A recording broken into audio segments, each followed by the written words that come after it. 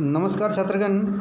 तो आज हम पढ़ते हैं 5वां अध्याय अम्ल, क्षारक और लवण। क्या होते हैं अम्ल, क्षारक और लवण, इसके बारे में पढ़ते हैं। और बच्चों शुरू करें। अपने दैनिक जीवन में हम नींबू, इमली, नमक, शक्कर और सिरके जैसे अनेक पदार्थों का उपयोग करते हैं। क्या इन सबका स्वाद एक समान होता है? आइए हम सारणी 5.1 में सूचीबद्ध किए गए कुछ खाद्य पदार्थों के स्वाद पर ध्यान दें। यदि आपने इनमें से किसी का पदार्थ का स्वाद नहीं चखा हो तो उसे चखिए, परिणामों को सारणी में लिखिए। चेतावनी: किसी भी वस्तु को तब तक न चखिए जब तक कि ऐसा करने के लिए आपसे कहा न जाए। किसी वस्तु को तब तक स्पर्श न करें जब तक कि ऐसा करने के लिए आपको कहा न जाए।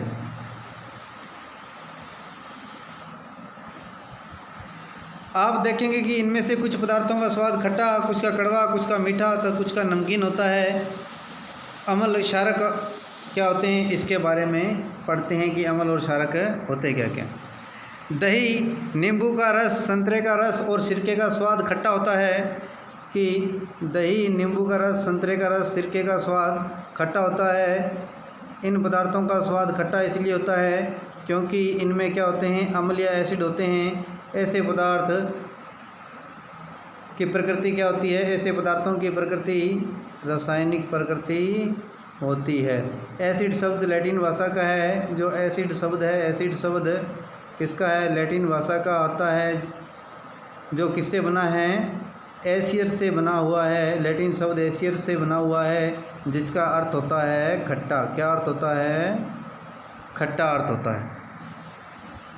इन पदार्थों में पाए जाने वाले अम्ल प्राकृतिक अम्ल कहलाते हैं क्योंकि ये प्रकृति से प्राप्त होते हैं। खाने का सोडा, जिसे बेकिंग सोडा कहा जाता है, कैसा होता है? इसका स्वाद भी खट्टा है। यदि नहीं तो इसका स्वाद कैसा होता है? क्योंकि इसका स्वाद खट्टा नहीं है, जिसका मतलब यह है कि इसमें अम्ल तो नहीं है। इसका स्वाद कड़वा है। इसका स्वाद क्या है? कड़वा होता है। यदि आप अपने विद्यालय में अपनी उंगलियों के बीच इसे रगड़ें, इसके विलयन को यदि आप उंगलियों के बीच रगड़ें तो यह साबुन जैसा चिकना होता है। सामान्यतः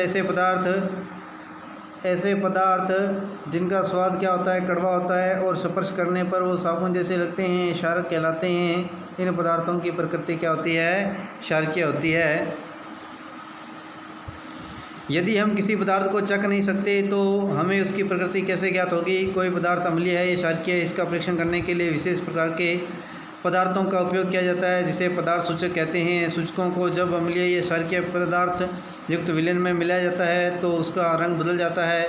हल्दी, लिटमस पत्थर, गुड़हल की पत्तियाँ या पंखुड़ियाँ हैं, इसका उपयोग प्राकृतिक रूप में सूचक के रूप में करते हैं। तो हल्दी, लिटमस, गुड़हल एक फूल होता है, उसकी पंखुड़ियाँ आदि कुछ प्राकृतिक रूप में पाए जाने वाले क्या हैं? सूचक हैं। तो इसको हम बना सकते हैं। इसे आप याद रखिएगा कि किसमें कौन सा अम्ल पाया जाता है। जो एसिटिक अम्ल है, कौन सा जो एसिटिक अम्ल है वो किसमें पाया जाता है? सिरके में पाया जाता है। फार्मिक अम्ल जो है वो चींटी के डंक में पाया जाता है। और साइट्रिक अम्ल नींबू के जो रस होता है उसमें पाए जाते हैं। लैक्टिक अम्ल दही में पाया जाता है। ऑक्जेलिक अम्ल पालक में पाया जाता है। एस्कॉर्बिक जो अम्ल है वो आंवला और स्ट्रिक फल में पाया जाता है। टार्ट्रिक अम्ल जो है वो इमली, अंगूर और कच्चे आम में पाए जाते हैं। ऊपर बताई गई अम्ल की प्रकृति है। तब नाम आता है क्षारक का कि क्षारक किसमें पाए जाते हैं। कैल्शियम हाइड्रोक्साइड चूने का पानी होता है। कैल्शियम हाइड्रोक्साइड क्या होता है? चूने का पानी, याद रखिएगा। अमोनियम हाइड्रोक्साइड जो होता है वो खिड़की के कांच आदि साफ करने के लिए जो उपमार्जक आते हैं उसका विलयन होता है। सोडियम हाइड्रोक्साइड या पोटेशियम हाइड्रोक्साइड साबुन होता है। मैग्नीशियम हाइड्रोक्साइड दूध या मैग्नीशियम या मिल्क ऑफ द मैग्नीशियम होता है। क्या होता है? मिल्क ऑफ मैग्नीशिया होता है। हमारे आसपास के प्राकृतिक सूचक कौन से होते हैं? लिटमस एक क्या होता है? प्राकृतिक सूचक होता है। क्या होता है? लिटमस एक प्राकृतिक रंजक है। सबसे सामान्य रूप में उपयोग में लिया जाने वाला प्राकृतिक सूचक लिटमस है। सामान्य से इसे लाइकेन शेक से बनाया जाता है। कि प्राकृतिक सूचक क्या है? लिटमस है। इसमें लाइकेनों या शेकों से निष्कर्षित किया जाता है। आसुत जल में इसका रंग मालव होता है। आसुत जल में इसका रंग क्या होता है?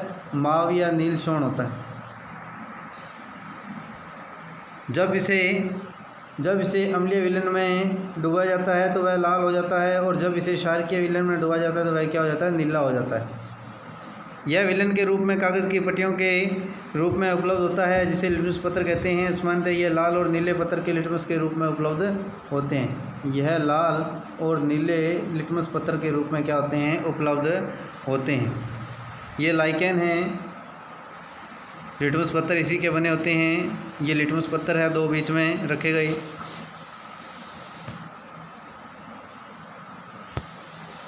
क्रियाकलाप 5.1 प्लास्टिक के किसी प्याले, कटोरे या प्रकनली में साबुन के रस को लेकर इसमें थोड़ा पानी मिलाइए।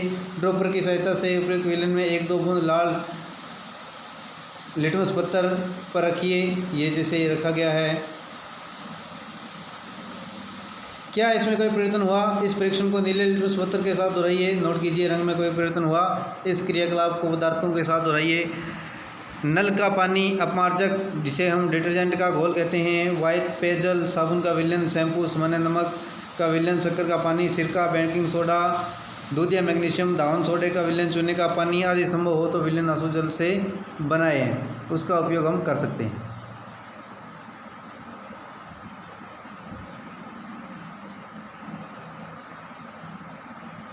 क्या आपकी सूची में कुछ ऐसे विलन हैं जिसका लिटमस पत्र पर कोई प्रभाव नहीं पड़ता? उन पदार्थों के नाम लिखिए। ऐसे विलेन जो लाल व नीले लिटमस पत्र के लिए परिवर्तित नहीं करते उदासीन कहलाते हैं। तो ऐसे विलेन जो लाल या नीले लिटमस पत्र पर रंग का परिवर्तित नहीं करते, उसको रंग को परिवर्तित नहीं करते, क्या कहलाते हैं? उदासीन कहलाते हैं। ऐसे पदार्थ न तो अम्लीय होते हैं और न ही क्या होते हैं, न ही उसको क्षारीय कह सकते हैं। हल्दी एक अन्य प्राकृतिक सूचक है। हल्दी भी क्या है? प्राकृतिक सूचक के रूप में कार्य करता है। एक हल्दी पाउडर लीजिए, इसमें थोड़ा सा जल मिलाइए, इसका पेस्ट बनाइए। शाही खोतक, ये जिसको हम ब्लॉटिंग पेपर कहते हैं, फिल्टर पत्थर पर हल्दी का पेस्ट लगाकर हल्दी पत्र बनाइए, उसे सुखा दीजिए। हल्दी पत्र पर पतली पतली पट्टियाँ काट लीजिए। हल्दी पत्र पर पट्टी पर 1 बूंद साबुन का विलन डालिए। इसके विलन देखते हैं कि क्या प्रभाव पड़ता है। परीक्षण नोट कीजिए। आप अन्य पदार्थों के विलनों से भी परीक्षण कर सकते हैं।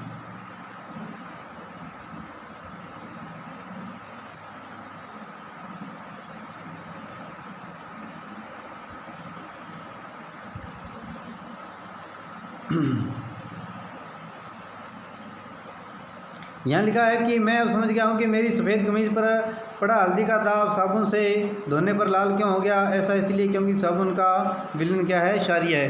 तो हल्दी जो है वो क्षार के साथ क्रिया करके कौन सा रंग बनाता है? कौन सा रंग बनाता है बच्चों? लाल रंग बनाता है। कौन सा रंग बनाता है? वो लाल रंग बनाता है।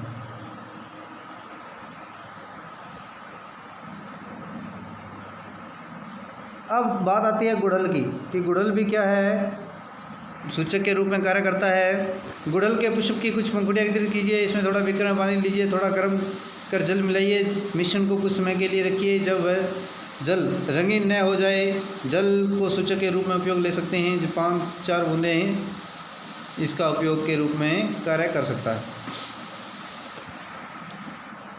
गुड़हल के पुष्प का सूचक अम्लीय विलनों के साथ गहरा गुलाबी या मैजेंडा व क्षारकीय अम्लों के साथ हरा रंग देता है। इसे आपको याद रखना है। गुड़हल की जो पत्तियां हैं वो अम्लों के साथ कैसा गुलाबी रंग देता है और क्षार के साथ हरा रंग। इसमें आप लोगों को गुड़हल के पुष्प दिखाए जा सकते हैं कि उसकी पंखुड़ियाँ हैं। ये आपके पास गुड़हल का पुष्प है।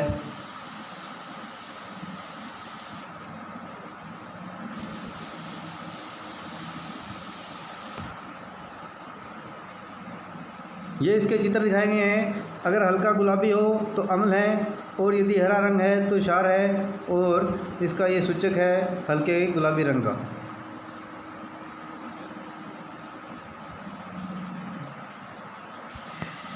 आप इन प्राकृतिक सूचकों को बनाकर इसमें अम्लीय, क्षारकीय, उदासीन विलयनों से रंग परिवर्तन देखने का प्रयास कर सकते हैं। पहली निम्नलिखित समस्या लेकर आई है। कॉफ़ी का रंग भूरा है, स्वाद कड़वा है, अम्ल है, क्षार है। तो आप इसे रहने दीजिए। शिक्षक व शिक्षिका से अपेक्षित है कि वे अपने विद्यालय की प्रयोगशाला अथवा आसपास के किसी विद्यालय में निम्नलिखित रसायनों के तनु विलन लें। हाइड्रोक्लोरिक अम्ल, सल्फ्यूरिक अम्ल, नाइट्रिक अम्ल, एसिटिक अम्ल, सोडियम हाइड्रोक्साइड, अमोनियम हाइड्रोक्साइड तथा कैल्शियम हाइड्रोक्साइड जिसे हम चूने का पानी कहते हैं। इसमें से प्रत्येक विलन पर तीनों सूचकों के प्रभाव को प्रदर्शित कीजिए, जिसे सारणी में नोट कीजिए। इसके बाद आता है उदासीनीकरण। तो बच्चों उदासीनीकरण करेंगे हम अगले वीडियो में। तो आज के लिए इतना ही। धन्यवाद। शुभ दिन।